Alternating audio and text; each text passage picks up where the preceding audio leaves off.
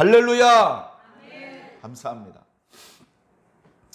감사합니다. 오늘 말씀을 통해서 우리 그리스도인들이 일상 속에서 어떻게 살아야 되는지 분명히 마음속으로 느끼시기를 간절히 바랍니다.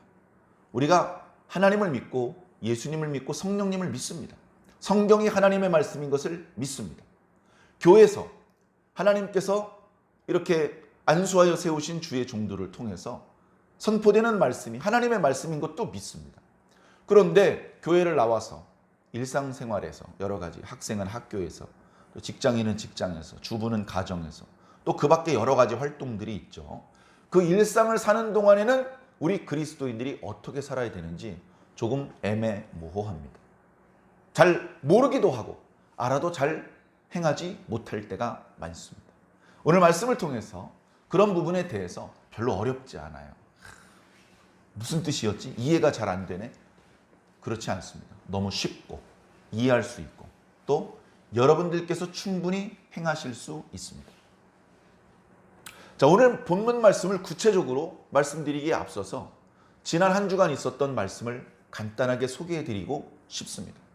결국은 오늘 본문 말씀하고도 다 이어지는 이야기이기 때문에 그렇습니다. 지난 월요일 날 저희 교단 신년 할애 예배가 있었습니다. 연초가 되면 신년식을 하죠. 직장으로 말하면 시무식을 합니다. 저도 직장 생활을 안 했을 때는 시무식이 뭔가 했습니다. 시무식을 하면요, 큰 강당 같은 곳에 전체 직원이 모여서 마주 서서 인사를 하고 사장님이 돌아다니면서 직원들 일일이 악수를 해줍니다. 그리고 시무식 끝났대요. 뭐야, 이런 거 뭐하러 해? 근데 그게 직장에서 나름대로 중요한 의미가 있는 행사라고 합니다. 신앙에는 더 큰 의미가 있죠. 우리는 사장님을 만나는 게 아니고 하나님을 만나는 거잖아요. 어떤 구실을 붙여서든지 한 번 더 예배 드리고 싶어 하는 것이 건강한 성도의 마음가짐 아니겠습니까? 그래 저희 교단 목사님들이 연초에 신년 할애 예배를 드립니다.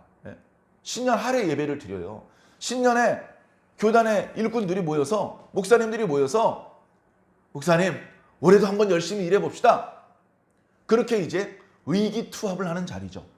그런데 일반적인 시무식과 차이가 있다면 사람들끼리 모여서 손잡고 의기투합하는 것이 아니고 그 자리에 성삼위 하나님께서 임재하셔서 하나님 저희가 올해도 충성을 다 바치겠습니다. 이런 결단의 서원을 하는 그런 의미가 있기 때문에 훨씬 더 엄숙하고 진지한 분위기에서 진행이 됩니다.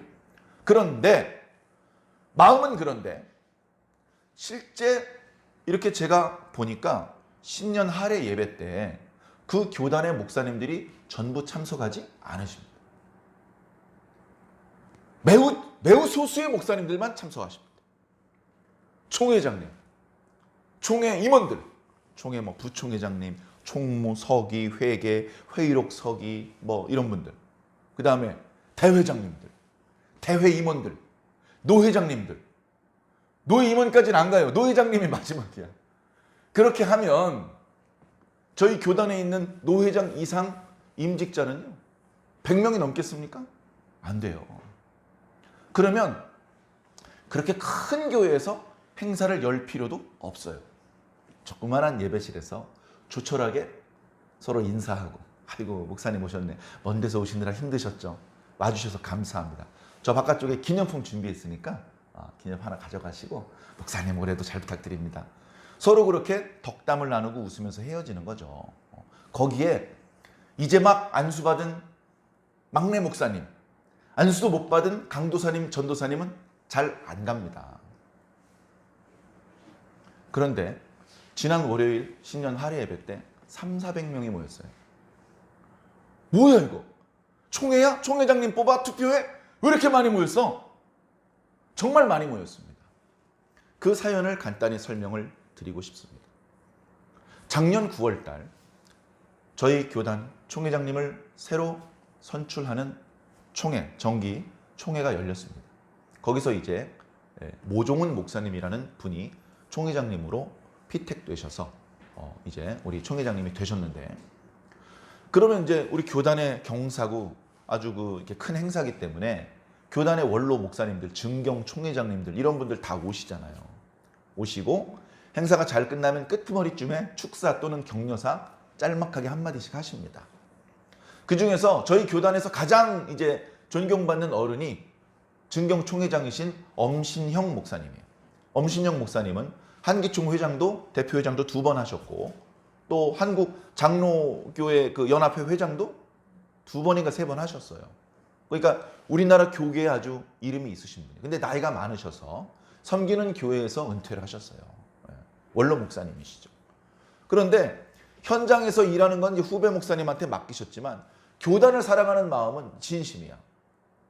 후배 목사님들 그리고 자기가 혹시 은퇴하더라도 심지어 자신이 소천하더라도 우리 교단이 건강한 교단으로 주님의 사명을 잘 감당하는 교단으로 만들고 싶은 그런 마음이 있는데 그래서 이제 지금처럼 이렇게 교단을 잘 성장시켜 오셨거든요.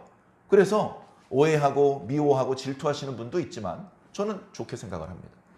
그래서 증경 총회장님이신데 그분이 작년 9월 달 새로 총회장님을 선출하는 총회 끄트머리에 축사를 하면서 무슨 말씀을 하냐면 내가 100살이 되기 전에 우리 총회를 위해서 한 가지 일을 더 하려고 지금 기도하고 있다. 무슨 말씀을 또 하시려고 그러나 그랬더니 우리 총회가 교육부에서 인정받는 신학교가 없다는 거예요. 저희 교회가 노회 단위로 대회 단위로 신학교가 많이 있습니다. 그래서 저희 총회에서 인정해주는 신학교가 10개 조금 못 돼요. 그러면 그 신학교를 이렇게 공부를 해서 수료를 하고 졸업을 하면 다른 교단에서는 인정을 안 해줍니다. 그런데 저희 교단 인준 신학교이기 때문에 우리 교단 안에서는 인정을 해줍니다. 우리 교단 안에서 목사 안수도 받을 수 있고 우리 교단 안에서 목사로 얼마든지 활동할 수 있습니다. 그러긴 한데 교육부에서 인정해주는 그런 대학교가 있잖아요. 교육부에서 인정해주는 대학교. 그래서요, 저도 이제 학부 또 대학원 졸업을 했는데 졸업장을 받잖아요. 학위기. 그러면 거기 이제 학위 번호가 있어요. 학위 번호. 근데 교육부에서 인정해주지 않는 대학교는 학위 번호가 없어. 학위 번호가. 그래서 학위 번호를 받을 수 있는 탑 클래스급 신학교에서 공부를 하고 거기서 학위를 받을 수 있는 분은 그렇게 하고 시간이 안 맞아서 돈이 안 맞아서 또 여러 가지 문제가 있어서 그런 신학대학교, 신학대학원을 다닐 수 없으면 군소신학교라도 다니면서 이게 운신의 폭은 좁지만 어쨌든 주님을 위해서 일하고 싶은 분들이 있어서 그런 이제 군소신학교도 있는 것이죠. 그래서요, 이 총회장님이 이렇게 교육부에서 인정하는 그런 신학대학을 가진 교단과 통합 작업을 하고 싶다는 거예요. 무슨 말씀인지 아시겠죠? 자, 우리나라의 유명한 교단 중에 장로교회 통합직 교단이 있습니다. 통합직 교단은요, 서울 장신대학교, 우리 전주의 한일 장신대학교, 광주에도 있고요. 크게 그 세 대학교가요 아주 유명해요. 당연히 교육부에서 인정도 받고 거길 졸업을 해야만 통합교단에서 목회자로 활동할 수 있습니다. 그럼 합동은 없느냐? 총신대학교 유명하죠. 그럼 기독교 장로회는 한신대학교. 그럼 감리교는요? 감리교 신학대학교. 그럼 성결교는 서울신학대학교. 교단마다 자기 교단에 지속적으로 일꾼들을 배출할 수 있고 자기 교단의 정체성, 신학적인 어떤 독특함 그런 것들을 계속 이어갈 수 있는 연구하고 또 후진을 양성하는 그런 기관이 든든하게 있어서 그런 교단은 계속해서 건강하게 성장할 수 있죠. 저희 교단도 열심히 이렇게 기도하면서 복음 사명을 감당하고 있지만 뭔가 이 증경 총회장님 마음에 이게 그걸 해놓지 못한 것이 너무 안타까운 거예요. 그래서 이제 와서 돈을 모금을 하고 부지를 알아보고 거기에 또 학교를 세우고 건축을 하고 교수진들, 학생들 모집하고 어느 세월에 그게 하냐고요. 그래서 이미 그것이 만들어진 교단과 통합을 한대요. 그래서 저는 속으로 제가 졸업했던 모교 백석대학교가 있는 이제 대한예수교 장로회, 옛날엔 백석교단이라고 그랬는데 요즘은 대신교단이라고 부릅니다. 대신교단은 이제 대한신학대학원이라는 이름에서 나온 거예요. 고시는 고려신학대학원. 그러니까 교단하고 신학대학교는 같이 이제 따라가는 거거든요. 자, 그랬으면 좋겠는데 그 교단은 이미 충분히 크고 얼마 전에 다른 교단과 한번 통합 작업을 해서 그냥 이제 지금 이제 안정기에 들어갔어요. 그 교단이 아니더라고요. 그래서 되게 궁금해했는데 저희 교단이 대한예수교 장로회 피어선 교단하고 통합을 했습니다. 작년 9월 달부터 양쪽 교단의 대표자를 5명씩 선임해서 10명이 8번을 만났대요. 그래서 통합을 하냐 마냐부터 통합을 한다면 언제 발표를 하냐, 어떤 방법으로 하냐 이런 것들을 이제 논의를 했겠죠. 그래서 그 논의가 다 끝난 것은 아니지만 하나가 결정됐어요. 우리 무조건 통합한다. 무조건 통합한다 이렇게 결정이 된 거예요. 그래 우리나라 장로교 교단 중에 2단 이런 거 말고 정통 교단 중에 피어선 교단이 있는 거 들어서 알고 있거든요. 근데 그 피어선이라는 게 누구 이름인지 어떤 의미가 있는지 그런 것도 몰랐어요. 간단히 소개를 해주더라고요. 피어선이라는 분이 있어요. 목사님이고 신학자예요. 그분이 우리나라에 1910년에 왔습니다. 그해 우리나라 막 어려운 때였죠. 국교가 아니라 이제 우리 국권을 상실한 속상한 그 해인데 그 해에 이제 복음을 들고 오셨어요. 나이가 70살이었어요. 그래가지고 와서 막 이렇게 막 그 전도를 하고 하기보다는 먼저 와 있는 선교사들을 위해서 기도해주고 그들에게 말씀을 가르쳐주고 그들과 친교를 나누고 그들을 격려해주는 그런 역할을 한 거예요. 학자시고 나이가 70살쯤 되셨으니까. 그런데 안타깝게도 40일 정도 사역을 하시다가 몸이 안 좋아지신 거예요.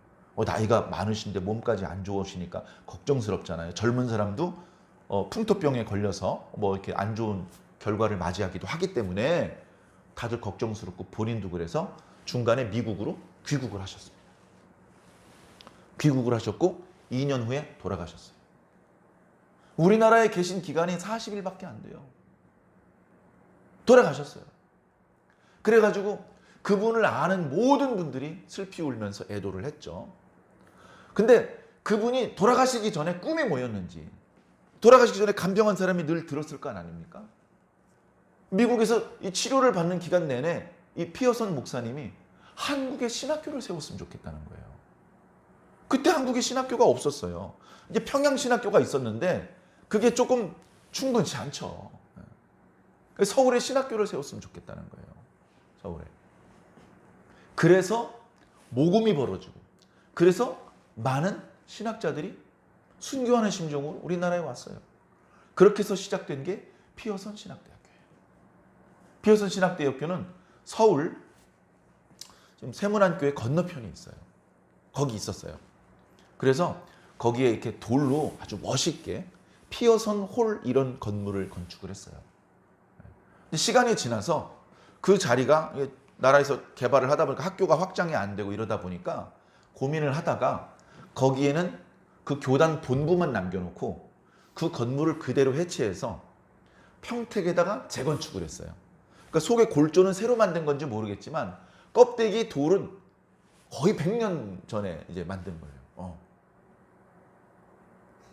가서 보니까 그렇더라고요. 야, 평택대학교 얼마 전에 생긴 줄 알았더니 야, 이거 되게 오래됐나 보다. 건물 하나가 되게 오래된 보이는 건물이야. 그 건물이 피어선 홀이야. 그 피어선 홀에서 신년 할애 예배를 드린 거예요. 거기에 300~400명이 꽉 찼어요. 우리 개혁 청년 측 목사님들, 피어선 측 목사님들이 꽉 찼어요. 나는 신년 할애 예배를 그렇게 감동적으로 드린 적이 없는데 예배를 드렸어요. 예배 주제가 하나됨. 여러분, 베드로와 요한은요 나이도 차이가 나고요, 사고방식도 다르고요, 하나도 맞는 게 없었습니다. 예수 복음 때문에 둘이 하나가 되었습니다. 둘이 힘을 합해서 안진뱅이를 일으키는 기적을 일으켰습니다. 하루에 3,000명을 전도하는 기적을 일으켰습니다. 우리 두 교단이 하나 되어서 하나님께서 답답해하시는 이 시대에 하나님 마음 한번 시원하게 드립시다. 이렇게 말씀하시는데 눈물이 찔끔 나오는 거예요. 그래서 예배가 끝나고 양측 교단의 총회장님이 동시에 교단이 통합되었음을 선언하는 선언문을 낭독했습니다. 경과 보고를 하고요.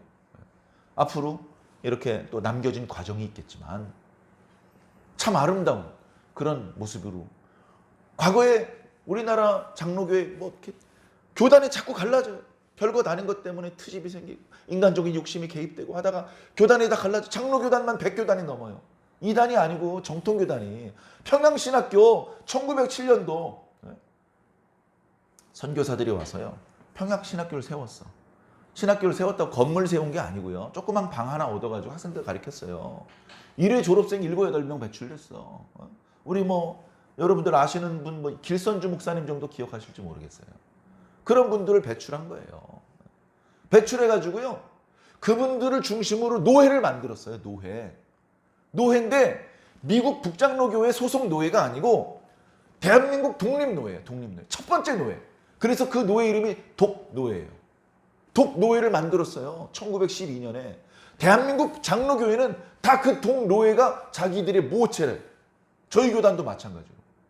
분명히 노회 하나로 시작을 했는데 지금 100개 넘는 교단으로 갈라졌단 말이죠. 예수님이 100분이냐? 아니에요. 성경책이 100권이냐? 아니, 다 똑같은 성경책. 다 똑같은 예수님을 구주라고 고백하고 있지만 현실적으로 교단이 갈라져서 약간 배타적인 분위기가 있단 말이죠. 저희 교단은요. 그런 것을 통합하는 작업을 했어요. 대화를 하다 보면 신학적인 노선이 달라서 교단이 갈라진 게 아니에요. 신학적으로 성경을 바라보는 시각, 예수님에 대한 인식 동일해요. 굳이 두 교단으로 남겨질 필요가 없는 거야. 야, 우리 천국 가기 전에 굳이 그 총회장 해먹어야 되냐? 총회장 해먹는 게 중요해? 예수님께서 이렇게 교단이 막 사분오일된 걸 원하시겠니? 그건 아니죠, 목사님. 내가 총회장 안 할게. 네가 총회장해. 교단 이름도 우리 교단 말고 니네 교단 이름으로 할 테니까 통합하자. 그렇게 해서 저희 교단이 지금까지 성장을 해왔는데 이번에 피어선 교단과 통합을 했습니다. 하나님께서 기뻐하시는 것 같은 그런 느낌을 전 예배를 드리면서 느꼈습니다. 참 감사하죠. 그래서 은혜롭게 예배를 드리고 왔습니다. 앞으로 계속해서 좋은 소식을 들려드릴 수 있을 것 같고 함께 기도해 주시기를 부탁을 드립니다. 이제 신학교에 이제 많은 분들이 이제 그 신년 할애 예배 참석하다 보니까 이제 저번에 제가 이제 그 강의를 저한테 교육을 받았던 그 전도사님, 강도사님도 만나서 반갑게 인사를 했어요. 제가 매월 셋째 주 토요일이 되면 경기도 안산시에 있는 카르포스 성경신학원에 가서 설교학을 강의를 합니다. 그래서 이번 달은 셋째 주 토요일 날이 명절 연휴 기간이라서 어저께 다녀왔습니다. 저는 항상 부담감이 있어요. 왜냐하면 설교학을 가르치려면요. 설교 잘해야 되잖아. 너도 못하면서 누굴 그렇게. 아무도 그렇게 시비를 걸진 않지만 저 혼자 마음에 부담감이 있어요. 이해하실 수 있으시죠? 마음에 큰 부담감이 있습니다. 그분들이 인터넷 조회해가지고요. 제 설교 영상을 들을까 봐 참 조마조마합니다. 제가 해보니까요. 제 이름 검색하면 막 뜹니다. 막 떠. 예. 자, 그렇게 했는데 부족하지만 그래도 주의 종이 되려고. 저보다 젊은 사람이 없어요. 마음의 상처도 많고 그동안 주님께서 일꾼으로 부르시는데 도망 다닌 사람도 있어. 오죽하면 그런 분들끼리 세운 교회라서 교회 이름이 요나 임마누엘 교회예요. 요나. 요나 도망 다녔잖아요. 도망 다녔는데도 어때요? 주님께서 함께 하셨어요. 그래서 요나 임마누엘 교회래요. 그렇게 교회도 개척을 하고 그 교회에서 이제 강의들이 펼쳐지는데 어저께도 부족하지만 함께 정말 좋은 설교가 어떤 설교냐 그런 것에 대해서 토론하고 그렇게 이제 수업을 하고 내려왔습니다. 사랑하는 성도 여러분, 우리가요 어떻게 신앙하는 것이 잘 신앙하는 것인지 그거를요 항상 생각을 하셔야 돼요. 항상. 뭐 뻔한 것 같잖아. 너 예수님 믿어 안 믿어? 믿지. 정말 믿어? 정말 믿나? 그걸 생각해 보셔야 돼요. 믿음이 있어야 구원받죠? 그럼 내 믿음이 좋은 믿음인지 당연히 좋은 믿음이지. 뭐 집사님 믿음보단 권사님 믿음이 좋고, 권사님 장로님 믿음이 좋고, 목사님 믿음은 당연히 좋은 거잖아. 그렇게 생각하지 말고 도대체 뭐가 좋은, 죄송합니다, 무엇을 기준으로 좋은 믿음이라고 말할 수 있느냐. 지난 3일 예배 설교 앞부분에 그 부분을 아주 집중적으로 말씀을 드렸던 기억이 납니다. 교회를 오면서 갑자기 그 생각이 드는 거예요. 김 목사, 너 믿음 괜찮겠어? 너 지금 괜찮은 상태니? 그런 생각이 들고, 다른 사람 믿음을 좋아지게 하기에 앞서서 내 믿음부터 좋아야 되지 않나? 그래서 그렇다면 좋은 믿음이라는 건 뭔가? 그런 부분에 대해서 고민하고, 그런 부분에 대해서 여러분과 은혜를 나누었던 기억이 납니다. 그 부분 말씀도요, 제가 뭐 제 자랑을 하는 것이 아니고 우리가 신앙을 좀 더 잘해야 되기 때문에 어떤 내용인지 궁금하신 분은 꼭 찾아서 지난 수요일 1월 11일 3일 저녁 예배 말씀을 꼭 찾아서 시청해 주시기 바랍니다. 자, 이게 다 오늘 말씀하고 연관되는 말씀이에요. 오늘 말씀에 보면요, 등장인물이 3명이 나옵니다. 지금 이야기를 막 하고 있는 바울이 있고요. 한번 이름 써볼까요?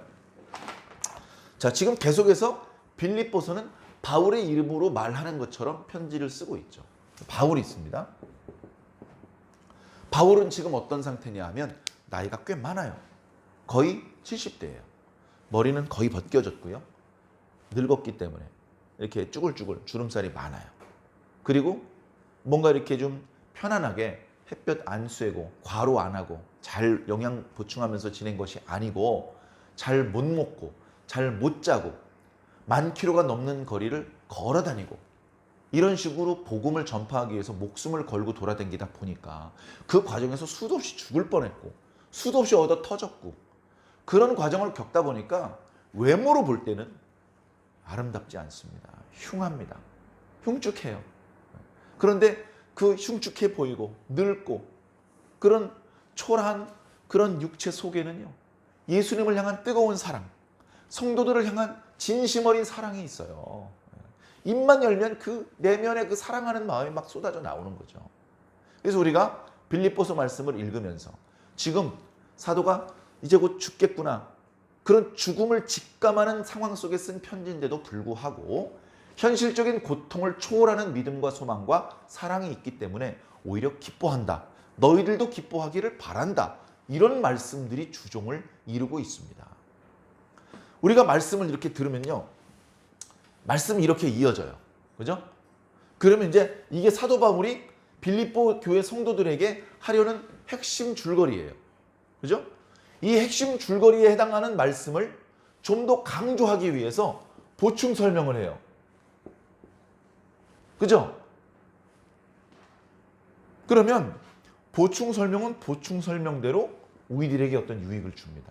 그리고 그 보충 설명과 지금 하고 있는 말씀의 연결, 이렇게 의미가 연결되는구나, 그런 것들을 생각하면서 다 함께 큰 덩어리로 보고 있는 것이죠. 그래서 오늘은 요 부연 설명을 해주는 말씀을 집중해서 말씀드리려고 하는 것이 아니고, 요 핵심 줄기에 해당되는 말씀을 사실은 그동안 새벽 예배 묵상하면서도 몇 차례 말씀드렸지만 오늘 다시 한번 힘주어 강조해드리고 싶습니다. 이것이 바로 우리 그리스도인들이 일상을 어떤 방법으로 살아가는지에 대한 구체적인 교훈이기 때문에 그렇습니다. 자, 결론부터 말씀드릴게요. 제가 뜸을 들이고 본론을 나중에 이야기하려다가 어떤 날은 설교가 많이 길어지는 적도 있기 때문에 오늘은 욕심을 버리고 결론을 먼저 말씀드리겠습니다. 사도 바울이 빌립보서 말씀을 통해서 성도들에게 힘주어 강조하려는 핵심 메시지, 그건 뭐냐 하면요, 남을 돌보라는 겁니다. 너 자신만 돌보지 말고 남을 돌보라는 거예요. 그게 빌립보서 말씀 전체를 통해서, 그 속에 많은 주제가 있습니다. 이런 것도 있고 이런 것도 있고 이런 것도 더 많이 있는데 핵심적인 주제, 반복되는 주제가 바로 남을 돌보라는 거예요. 목사님 정말 그게 빌립보서 핵심 주제 맞습니까? 제가 읽은 어떤 책에는 그게 아니라는데요. 예수 찬가가 핵심이라는데요. 제가 볼 때는요, 예수 찬가 이건요, 남을 돌보는 예, 그것으로 부연 설명의 그런 어떤 내용으로 주신 말씀이에요. 그런데 사도 바울이 또 예수님께 대해서 진심이잖아요. 여러분, 자기를 낮추고 다른 사람을 섬기십시오. 예수님 보십시오. 그렇게 하셨지 않습니까? 낮추고 낮추셨습니다. 그랬더니 하나님께서 높여주지 않으셨습니까? 여러분들도 자기를 낮추고요, 남을 여러분들보다 더 낮게 여기시고, 당신들 일만 돌보지 말고 다른 사람 일도 좀 돌봐주십시오. 그렇게 힘주어 강조하기 위해서 예수님을 예로 들어서 설명한 겁니다. 예수님은. 그러니까 핵심적인 가르침은 남을 돌보라는 것입니다. 어찌 보면 이것을 주일 예배 강단에서 핵심 주제로 삼기에는 적절하지 않은 주제처럼 보일지도 모릅니다. 주일 예배 강단에서는 예수님 믿으십시오. 성삼위 하나님을 믿으십시오. 그분들이 하시는 일을 믿으십시오. 그분들이 하시는 일은 죄인들을 구원하시는 일입니다. 그 일들을 하기 위해서 선지자와 사도들을 보내셨습니다. 그 선지자와 사도들이 이런 말씀을 하셨습니다. 그 말씀은 오늘 우리들에게 주시는 말씀입니다. 그러니 믿고 그 교훈을 받아들이시고 지금까지 살아왔던 잘못된 부분들을 고치셔서 하나님의 백성답게 삽시다. 주로 이런 내용이 주일 예배 강단에서 주제가 될 법한 내용들이죠. 그러나 오늘은 남을 돌보라. 이것이 오늘 우리 교회를 통해서 여러분들에게 주시기를 원하신 하나님의 말씀입니다. 하나님의 말씀을 우리 입맛대로 고르면 안 돼요. 음식점에서는 할 수 있어요.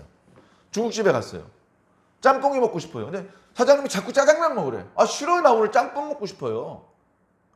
그럼 짬뽕 먹으면 됩니다. 자기 마음대로 고를 수 있어요. 설교는요, 하나님의 말씀은요, 하나님께서 일하시는 방법은요, 하나님께서 사용하실 도구는요, 내가 정하는 게 아니고 하나님께서 정하는 겁니다. 그걸 결정하는 분이 주권자입니다. 내가 주권자가 아니고 하나님께서 주권자입니다. 하나님께는 절대 주권이 있으십니다. 그리고 그런 막강한 절대 주권을 행사하실 만한 충분한 능력과 지혜가 있으십니다. 우리에게는 그런 능력과 지혜가 없습니다. 우리에겐 권한도 없지만 우리에게 권한이 주어졌다고 하는 큰일 납니다. 이 천지만물을 운영을 못해, 경영을. 하나님만 하실 수 있습니다. 우리가 주가 아니고 그분이 주님이십니다. 우리는 그래서 그분을 주님이라고 부릅니다. 예수님이라고 부르고 하나님이라고 부를 수도 있지만 그분의 역할이 나의 주인이시고 참된 주권자이시고 실제로 그분들이 천지를 통치하고 계시기 때문에 당연히 우리는 그분을 주님이라고 부르는 겁니다. 왕이라고 불러도 틀리지 않습니다. 아버지라고 불러도 잘못된 것이 아닙니다. 그러나 우리는 주님이라고 부르죠. 다윗도 주님이라고 불렀습니다. 우리가 주님이라고, 우리 주인을 우리가 주님이라고 부르면 뭐가 잘못되겠습니까? 자, 그 주님께서 우리에게 말씀하시기를 나를 좀 도와달라. 야 임마, 엉뚱한 데 눈 돌리지 말고, 엉뚱한 데 시간 낭비하고 돈 낭비하지 말고, 야 그 정성 나를 위해서 좀 써. 야 어디 뭐 봉사단체 가서 일하고 뭐 그러지 말고 교회 와서 봉사해. 야 어디 돈 보낼 돈이 어딨어. 뭐 굿네이버스? 야 그럴 돈 있으면 교회 헌금해. 라고 예수님께서 또는 목사님께서 말씀하시는 것이 아니라는 겁니다. 성경은 뭐라고 말씀하시느냐? 남을 돌보라는 거예요. 남을 돌보라고 하셨으니까 우리는 남을 돌봐야 됩니다. 이 남이 누구냐? 예수 그리스도 신앙 안에 있는 사람들이냐?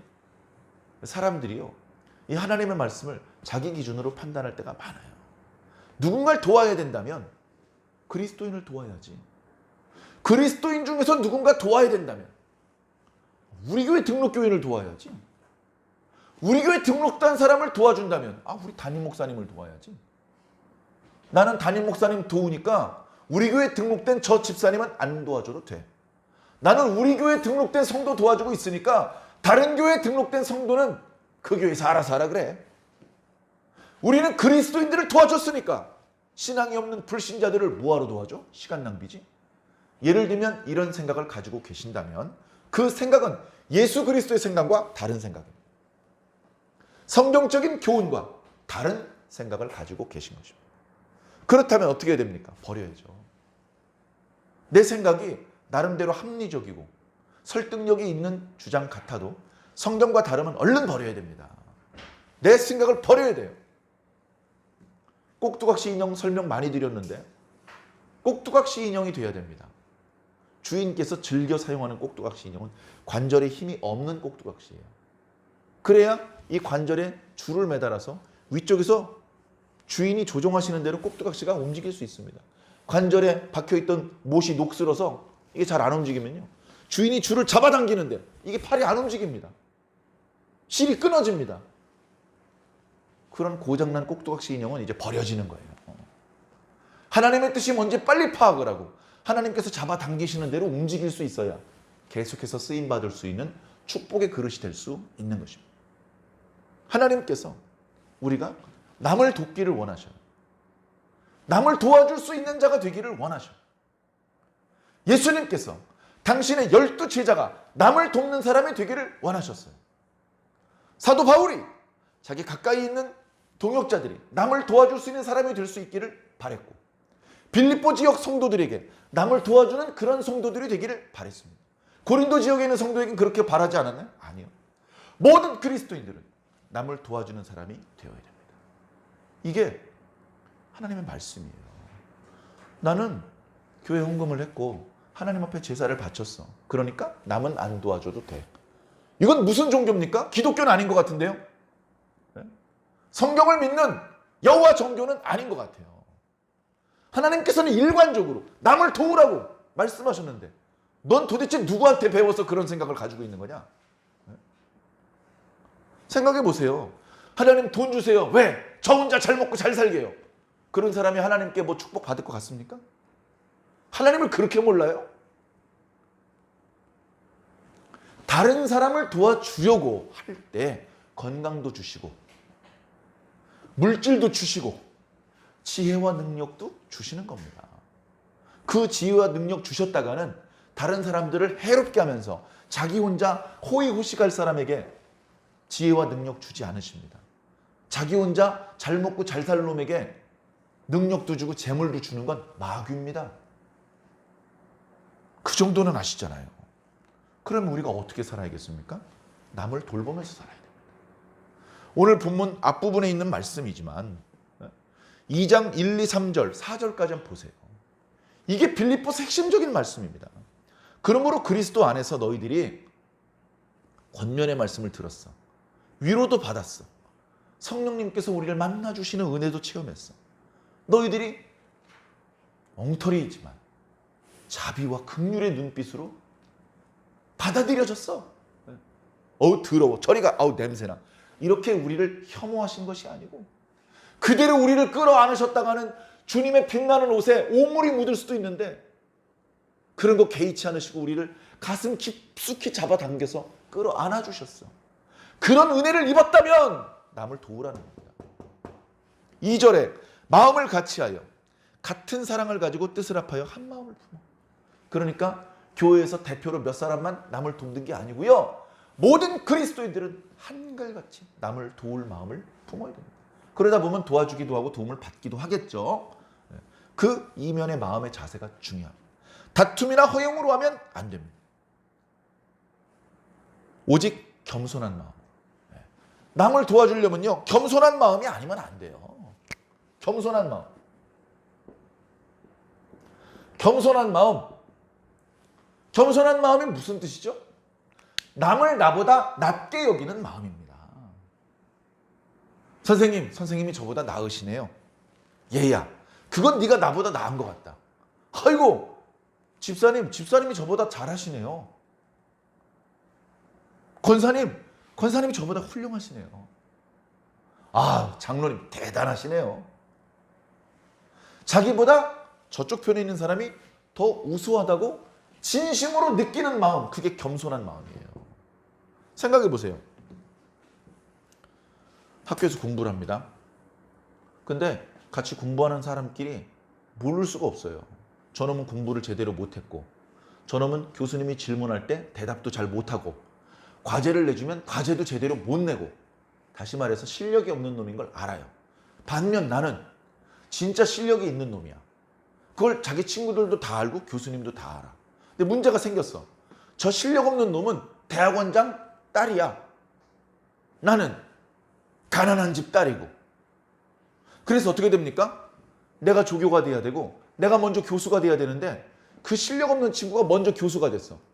나는 그 실력 없는 친구 밑에 조교가 됐어. 기분이 어떨 것 같습니까? 기분이 매우 안 좋습니다. 제가 강단에서 험한 말을 입에 담긴 좀 그렇고 매우 불쾌해집니다. 세상이 불공평하다. 부조리하다.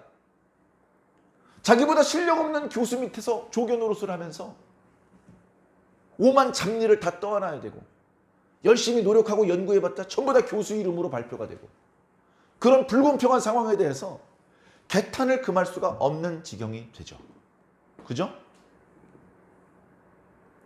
실력 없는 사람에게 머리를 숙이는 건요. 정말 견디기 힘든 모욕감을 느끼게 만드는 일입니다. 그런데 진짜 실력이 있는 사람 앞에 머리 숙이는 건요. 아주 쉬워요. 실력이 진짜 있는 교수님이 지나가시잖아요. 머리가 아니고 허리가 숙여집니다. 땅바닥에 주저앉고 싶기 그런 마음이 들 정도로. 그러니까요. 다른 사람을 도와주려면요. 겸손한 마음이 있어야 돼. 저쪽 사람이 나보다 더 낫다. 그런 마음이 진심으로 있어야 도와줄 수 있는 마음이 생기는 거예요. 나보다 훨씬 못한 놈인데 내가 저놈을 왜 도와줘? 저놈이 날 도와줘야지. 이런 생각이 교회의 다툼을 만드는 겁니다. 교회에서 왜 다툽니까? 교리가 틀려서 다툽니까? 이번에 교회 8주년 기념 예배 드릴 때 백설기를 할지 팥시루를 할지 그거 가지고 장로님 권사님 멱살 잡고 코피나게 싸우는 거 아니에요. 무슨 떡이랑 무슨 상관이에요. 남을 나보다 낮게 여기는 겸손한 마음이 없으면요. 멱살 잡고 코피나게 싸워야 되는 거예요. 겸손한 마음을. 오늘 묵도 말씀에 읽어드렸던 말씀이 5절부터 시작됩니다. 너희는 이 마음을 품으라. 이 마음은 겸손한 마음이죠. 근데 보니까요. 이 겸손한 마음은 예수 그리스도의 마음이래요. 겸손한 마음을 품고 남을 도우라. 이런 핵심 메시지를 도와주기 위해서 예수님을 예로 들은 거예요. 예수님의 마음이 바로 겸손한 마음이었다. 예수님은 우리 죄인들을 도와주려고 오셨다. 그분이 누군지 알아? 그분의 본래 크기가 얼마나 크시고 그분이 가지고 계셨던 능력이 얼마나 강한지 알아? 그런데 스스로 하나님의 본체를 버리시고 종의 형체를 입으셨어. 그리고 가장 미천한 인간의 모양으로 나타나셨어. 야, 더 낮아지기 어렵다 싶은데 거기서 죽음의 상태로 더 낮아지셨어. 왜 그렇게 자신을 낮추고 우리 인간들, 우리 죄인들을 높이셨는지 알아? 우리 살리시려고. 우리 사랑하시기 때문에. 그래 예수님은 개 죽음 당하고 그걸로 끝난 것이 아니야. 예수님께서 스스로 자기를 낮추시는 거 다 보고 계셨어. 마지막에 하나님께서 다시 끌어올리셔. 하나님께서 더 올릴 데가 없이 높이 올리셔. 어디까지 올라오셨습니까? 하나님 옆에 보좌. 하나님이랑 같은 줄에 세워놓으신 거예요. 그리고 지극히 뛰어난 이름을 주셨습니다. 그 이름은 하늘 위에 영들, 땅 위에 인간들, 땅 아래 이미 죽은 자의 영혼들도 무릎을 꿇을 수밖에 없는 권세 있는 이름입니다. 예수가 주다. 인정할 수밖에 없는 그런 권위를 하나님께서 주셨습니다. 그러니 너희도 겸손한 마음으로 남을 돌봐주라는 겁니다. 자, 오늘 말씀은 겸손한 마음으로 남을 돌보아 주라는 그 말씀을 강조하기 위해서 바울이 등장하고요. 디모데가 등장하고요. 에바브로디도 세 사람이 등장을 합니다.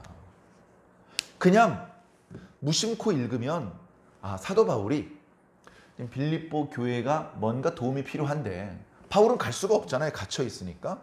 그러니까 바울 주변에서 바울을 도와주고 있는 디모데나 에바브로디도를 빌립보 지역에 보내서 그 교회 문제도 해결해주고 그 교회 성도들을 위해서 기도해주고 말씀도 가르쳐주고 그래서 교회를 안정시키고 교회를 잘 성장시키도록 그렇게 도와주려고 하는구나. 역시 바울이네. 역시 바울은 빌립보 교회 성도들을 진심으로 사랑하네.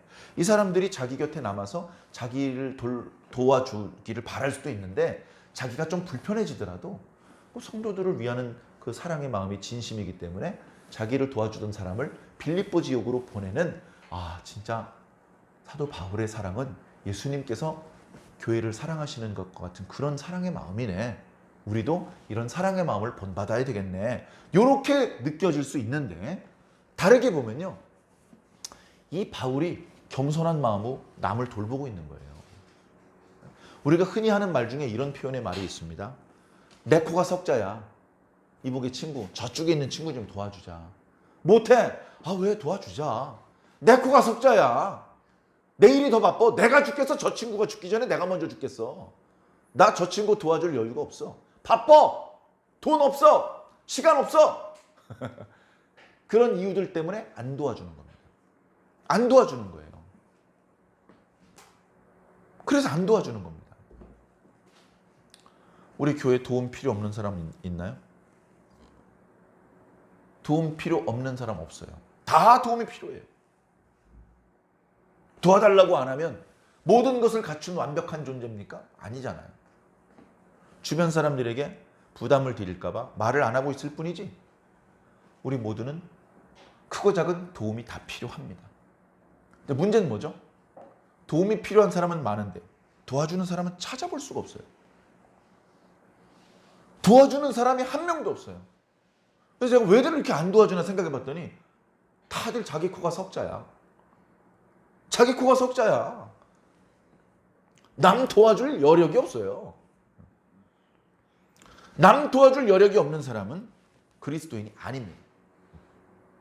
힘이 있어서 도와주고 돈이 있어서 도와주고 능력이 있어서 도와주고 시간이 있어서 도와주고 그게 아니라는 겁니다. 그런 게 없는데도 도와줄 수 있어요. 그냥 안 도와주는 겁니다. 못 도와주는 게 아니라 안 도와주는 겁니다. 그러니까 그 사람은 그리스도인이 아니죠. 왜? 예수님은 도와주는 인생을 사셨는데 예수님의 제자라면 예수님을 본받고 예수님을 닮아가야 되는데 하나도 안 닮았잖아. 안 도와주는 거 보니까. 지난주 수요일 날은 이런 말씀을 드렸던 기억이 납니다. 여러분! 어디까지 순종할 수 있습니까? 어디까지 순종할 수 있습니까? 오늘은 이렇게 여쭈어 보고 싶습니다. 여러분, 어디까지 도와줄 수 있습니까? 눈곱만큼도 도와줄 수 없습니까? 어디까지 도와줄 수 있습니까? 예수님께서는요, 당신의 생명을 주셨어요. 야, 너 이대로 있으면 너 죽어. 너 이대로 죽으면 안 되잖아. 너 죽지 않게 해줄게. 어떻게? 내 생명 줄게. 예수님 그렇게 해주셨어요. 예수님 제자 맞습니까? 우리도 우리 생명 내놔야 되잖아요. 왜 자기 생명을 돌봅니까? 자기 생명 돌보지 말고 옆에 있는 사람 생명 돌보세요. 옆에 있는 사람 생명을 돌보시라고요. 자기 생명을 돌보는 사람은 약한 사람입니다. 그 사람은 곧 함정에 빠질 사람입니다. 요한계시록 12장에 보면 용이 출현해요. 마귀잖아요. 막 어려운 그 생각할 필요 없어요. 용이 출현했는데요. 옛 뱀이요 마귀요 사단이래. 뭐 설명이 필요 없잖아요. 근데 그 마귀가요 성도들을 괴롭혀요. 그래서 그 마귀 때문에 넘어지는 성도, 죽는 성도, 속출해요. 피해가 막심해요. 근데 어떤 성도는 그 용한테 지지 않아요. 야, 성도 주제에 뱀도 아니고 용을 어떻게 이기지?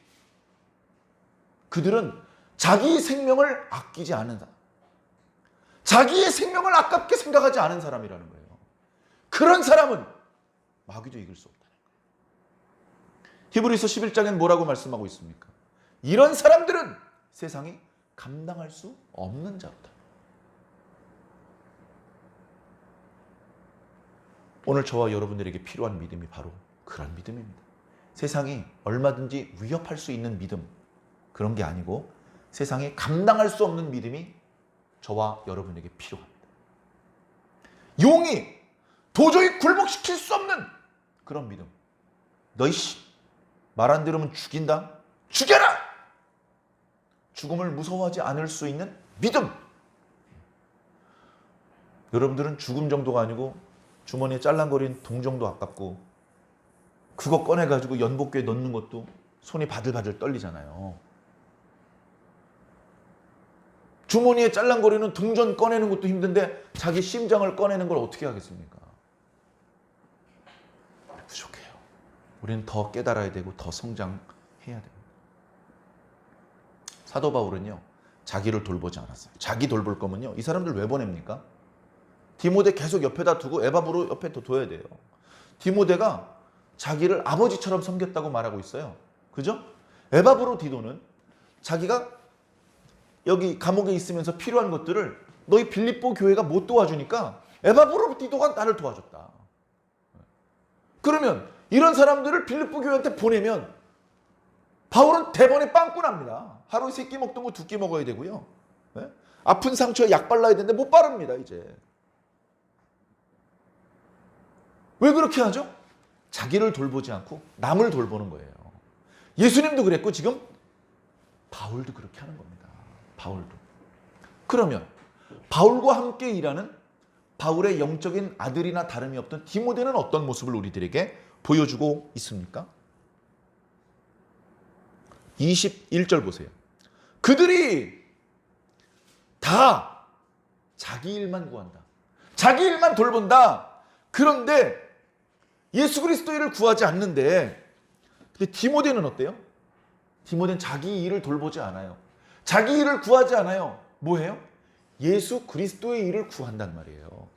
예수 그리스도께서 부탁하시는 일을 더 먼저, 더 중요하게 그렇게 한다는 거예요. 디모데는 특별히 그렇게 하는 거고 우린 안 그래도 되느냐? 아니라니까요. 이건 모든 그리스도인이 이렇게 해야 되는 겁니다.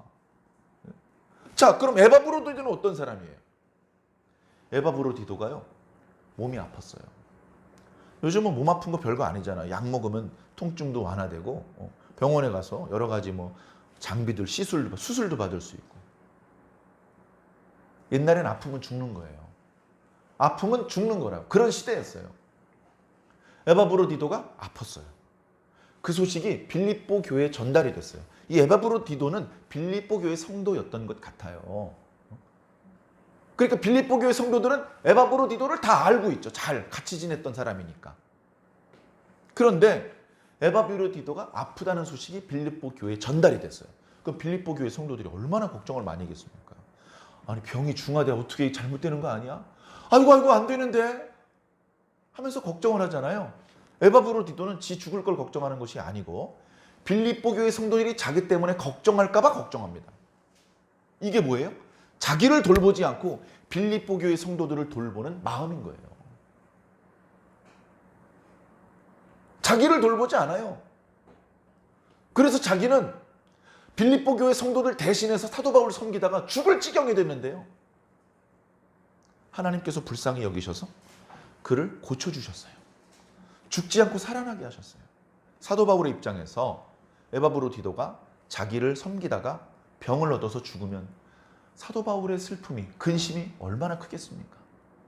그런데 병을 치료해 주셔서 에바브로디도도 살고 자기도 걱정하지 않게 되었고 에바브로디도 때문에 걱정하던 너희 빌립보 지역의 성도들도 걱정하지 않게 되었다. 하나님의 은혜다. 할렐루야. 겸손한 마음으로 남을 돌보라. 예수님이 그렇게 했고 바울이 그렇게 했고 디모데가 그렇게 했고 에바브로디도가 그렇게 했으니 너희도 그렇게 해라. 그죠? 이제 우리 차례입니다. 2023년도에 빌립보 교회 성도는 없어요. 2000년 전 얘기입니다. 지금 이 시대에 누가 겸손한 마음으로 남을 섬길 수 있습니까? 하나님께서 찾고 계십니다. 예수님께서 찾고 계십니다. 누가 나를 본받아서 겸손한 마음으로 남을 돌봐줄 수 있느냐? 자기 욕심만 챙기고 자기 편리만 구하고 자기 안락만 생각하고 그렇게 하지 않고 자기가 희생을 당하더라도 자기 옆에 있는 사람들을 돌봐줄 수 있는 그런 사람이 어디 있을까? 찾고 찾고 계신단 말이죠. 찾으면 어떻게 하실까요? 높여주실 것입니다. 사랑하는 성도 여러분, 꼭 남을 돌보는 분이 되시기를 바랍니다. 남을 돌보는 분은 어떻게 되냐면요, 남을 돌볼 수 있는 능력을 하나님께서 추가로 더 주십니다. 남을 돌볼 수 있는 능력을 추가로 돌보셨어요.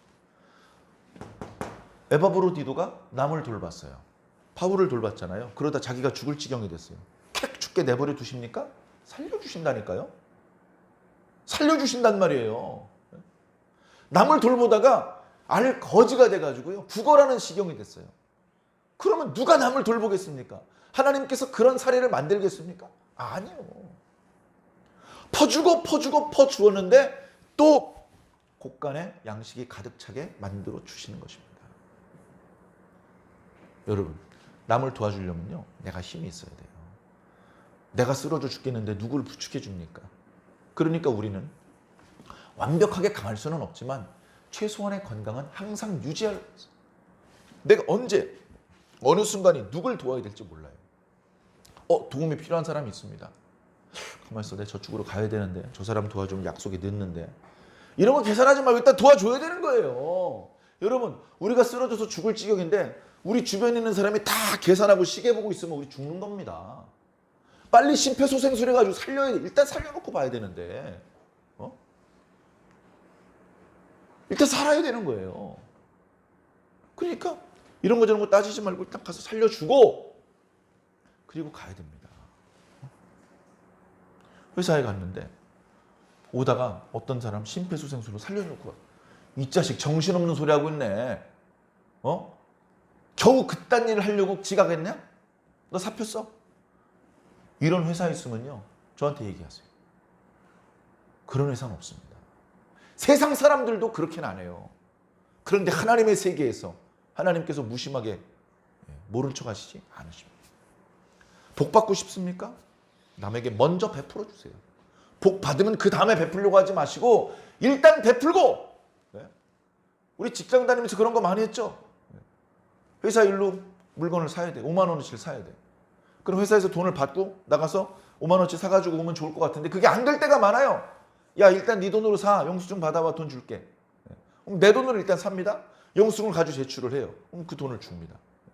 그렇게 안정적으로 되돌려 줄 것을 믿고 우선 자기 돈으로 사는 거예요. 하나님께서 채워주실 것을 믿고 일단 도와주는 거예요. 일단 내 돈으로 밥도 사주고 내 돈으로 반창고도 붙여주고 하는 거예요. 그러면 그 사람을 돕느라고 빵꾸가 내 시간, 내 돈, 하나님께서 넘치게 채워주십니다. 그런 체험이 있어야 또 도와주고 또 도와주는 거니까요. 사랑하는 성도 여러분, 어떤 교회가 강한 교회입니까? 교인 수가 많은 교회가 강한 교회 같죠. 헌금이 많이 수납되는 교회가 강한 교회 같죠. 근데 강한 교회는요, 말 그대로 힘이 강한 교회입니다. 힘이 강한. 그 힘은 인원수 또는 돈으로 결정되는 것이 아닙니다. 그래서 그런 말을 하죠. 기도 없는 한 국가보다 기도하는 한 명이 더 강하다. 교회는 영적인 힘으로 힘 겨루기를 하는 그런 종족입니다. 영적인 힘이 있어야 강한 종족이에요. 마귀의 유혹을 이길 수 있고 어렵지만 남을 도와줄 수 있고 그걸 해낼 수 있는 교회가 강한 교회고 그걸 해낼 수 있는 성도가 강한 성도입니다. 여러분들은 어떤 성도입니까? 나이가 40, 50, 60을 먹었는데도 기저귀를 타고 기저귀를 차고 이리저리 뒹굴거리면서 누가 젖병 입에 물려주길 기다리는 그런 정도의 크기입니까? 네? 어머니를 도와서 엄마 바쁜데 우리 막내 동생 기저귀 내가 가를게. 엄마 그러면 젖병은 내가 준비할게. 그렇게 엄마를 도와서 동생들을 돌볼 수 있는 존재입니까? 네? 예수님께서 충성스러운 종들에게 농장을 맡기고 타국으로 멀리 떠나셨는데 그 종들이 해야 될 일은 뭐냐? 때를 따라 양식을 공급하는 겁니다. 그 양식 자기 혼자 주워 먹는 게 아니고 자기는 한번 굶더라도 주님께서 부탁하신 대로 주님에 속한 가족들에게 먹을 걸 때마다 나누어 주는 거. 그게 충성스러운 종이에요. 힘이 있으면 어떻게 됩니까? 그 힘으로 넘어진 사람을 일으켜 세워줘야죠. 그 사람 들고 오던 짐 대신 들어줘야죠. 그거 안 하고 힘없는 사람 때리는데 힘쓰면 팔 부러집니다. 그 팔 하나님께서 내버려 두시겠습니까? 남을 도와주는 그 팔에 하나님의 능력을 보태주시는 거예요. 사랑하는 성도 여러분, 겸손한 마음으로 남을 돌봐줄 수 있는 그런 참된 그리스도인이 되시기를 예수님 이름으로 간절히 축원합니다.